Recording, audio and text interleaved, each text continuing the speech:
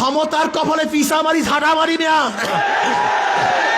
নূহ আলাইহিস সালাতু ওয়াস সালাম 950 বছর মাত্র 40 জন মানুষ এক রওয়ায়াতে হেদায়েত করেছেন, অন্য রওয়ায়াতে মাত্র 70 জন, কোন এক রওয়ায়াতে 80 জন।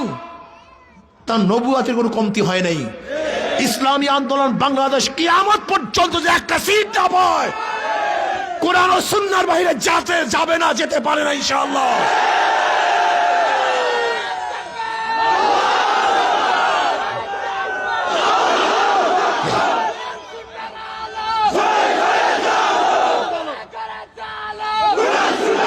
ভাইরা আমার, আপনি দেখেন জামাতের সে আগের বক্তৃতা, এখন বর্তমানে বক্তৃতা। জামাতের আমির সাহেবের উপরে একজন মহিলা ঝেপে পড়ছে, তিনি তাকেও জড়িয়ে নিয়েছেন। শোনেন জামাতের ভাবারা, শোনেন, এই অবজ্ঞা কারোর সাথে করা হয় না।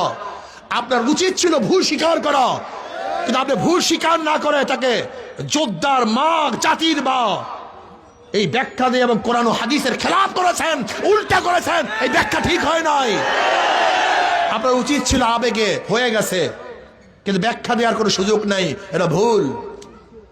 আমি স্পষ্ট বলবো, কালোকে কালো বলতে হবে, সাদাকে সাদা বলতে হবে, দিনকে দিন বলতে হবে, রাত্রকে রাত বলতে হবে। ইসলামী আন্দোলন বাংলাদেশকে অনেকে বদনাম করে সিটের জন্য তারা ভাগ হয়েছে। যদি সিটের জন্য ভাগ হই, তাহলে ধরে নেন একা থাকলে কি সিট পাওয়া যায় না জোটে থাকলে সিট পাওয়া যায়? তা সিটের জন্য ভাগ হলে তো জোট করতাম, তা ভাগ হইলাম কেন? বোকা নাকি? এতটুকু সেন্স নাই মিয়া, মাথার মধ্যে এতটুকু সেন্স নাই? যদি সিটের লোভেই ভাগ হই, তা জোটে থাকলে সিট পাওয়া যায় না, একা থাকলে সিট পাওয়া যায়? কথা বলেন না কেন? তা আমরা একা হইলাম কেন?